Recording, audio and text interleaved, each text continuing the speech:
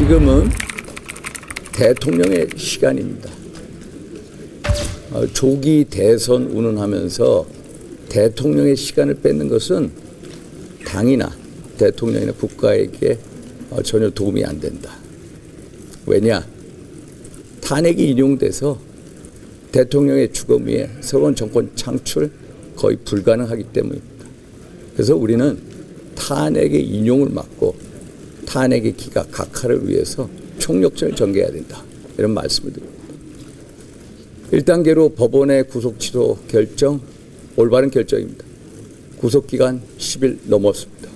공수처 내란죄에 대한 수사권 없습니다. 결국 절차적인 불법성 지적한 거 맞습니다. 검찰의 즉시 항고 포기 결정도 옳습니다. 이제 헌재로 넘어갔습니다. 저는 헌재가 대통령 탄핵 소추안을 각하시키는 이유는 차고도 넘친다라고 생각합니다. 첫째, 12월 14일 국회에서 의결된 대통령 탄핵 소추안에서 가장 중요한 부분인 내란죄 부분 삭제했습니다.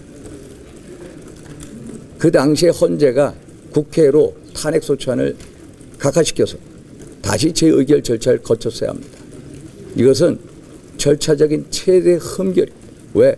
탄핵 소추의 동일성 원칙을 위배했기 때문입니다. 또 헌재는 헌재법 스스로를 위반한 사례가 무려 10여 차례가 넘습니다. 헌재법 21조, 32조, 40조, 51조 등 특히 헌재법 32조에 보면은 재판 중 수사 중인 사안에 대해서 자료 송부 요구를 할 수가 없다 함에도 불구하고 내란죄 관련 혐의에 관련된 피고인들, 주요 임무 종사자들에 대한 진술서에 대한 송부 촉탁 요구를 들어줬습니다. 또 헌재법 40조, 탄핵 심판은 형사소송법의 규정을 준용하도록 되어 있습니다. 그런데 2020년 개정된 형사소송법 312조에 의하면은 수사기관에서 진술을 피고인이 혹은 주요 증인이 불인정할 때, 인정을 못할 때는 증거 능력을 상실하게 되어 있습니다. 그런데 증거 능력을 인정해버렸습니다. 이것도 헌재법 40조 위반.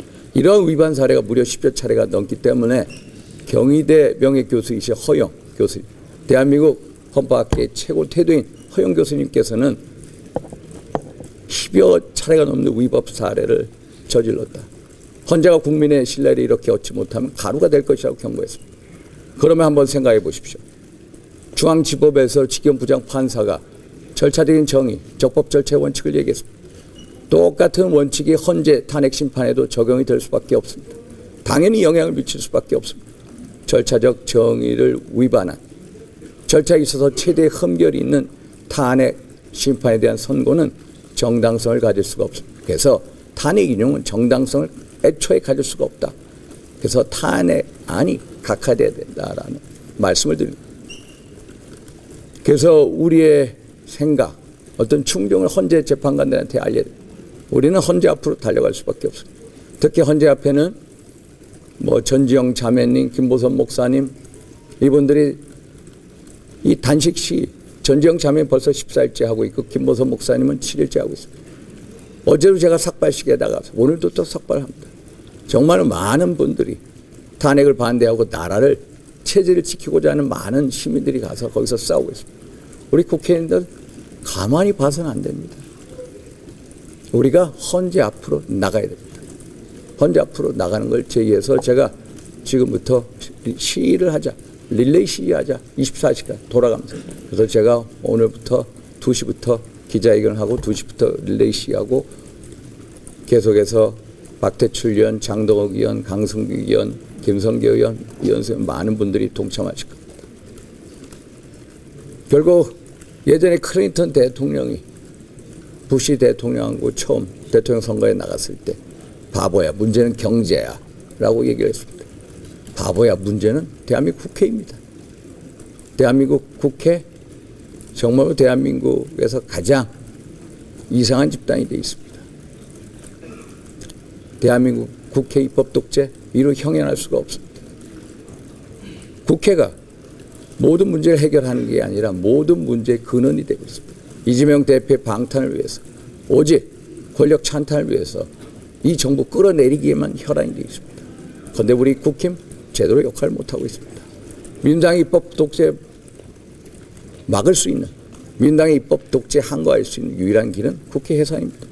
솔직히 대통령이 돌아와서 임기단축 개헌을 한다고 해서 무슨 의미가 있습니까? 똑같은 192석의 거대 야당을 첩하면서 어떻게 국힘이 이르대로 싸울 수가 있습니까? 그래서 저는 국회 해산만이 답이다, 이런 생각을. 적어도 이 시점에서는 우리가 국회의원 총사퇴 결의를 하자. 야당 하는 거 보십시오. 비상연체 하루에 2-3번 합니다. 또 바깥에 광장 시위에 나가 다시 돌아서 또 의원총회, 그리고 밤새 대기하고. 적어도 우리는 이걸 막는 입장에서 야당보다 더 절실하게 전투적으로 싸울 수밖에 없다. 국회의원 총사퇴 결의를 하자.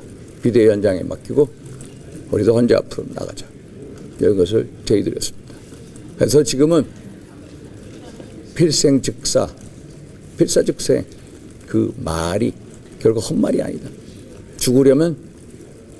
죽으려고 하면 반드시 이길 수 있고,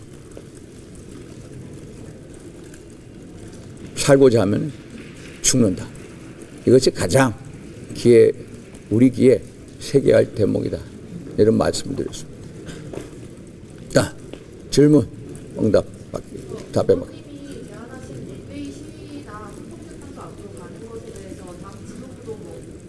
지금 이제 얘기하고 있는데 뭐 박대출 의원이나 강승규 의원이나 김석기 의원님이나 이런 분들 다 동의하고 계십니다.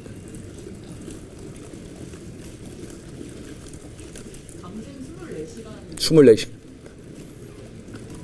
원외 당협위원장님들은 2시간씩 릴레이로 밤새 축야로 하고 있습니다. 아마 오늘부터 할 겁니다. 또 아니요. 원외 당협위원장님들은 2시간씩 하고 국회의원들은 24시간 하자라는. 그래서 1인 시위가 됐든 뭐 2인 시위가 됐든 우리가 헌재 앞을 지켜야 된다. 어젯밤에도 민노총 조합원들로 보이는 분들이 와서 헌재 앞에 있는 시민분들 쫓아내려고 일대 소동이 있었습니다. 그래서 우리가 그분들의 기대에는 적어도 기대는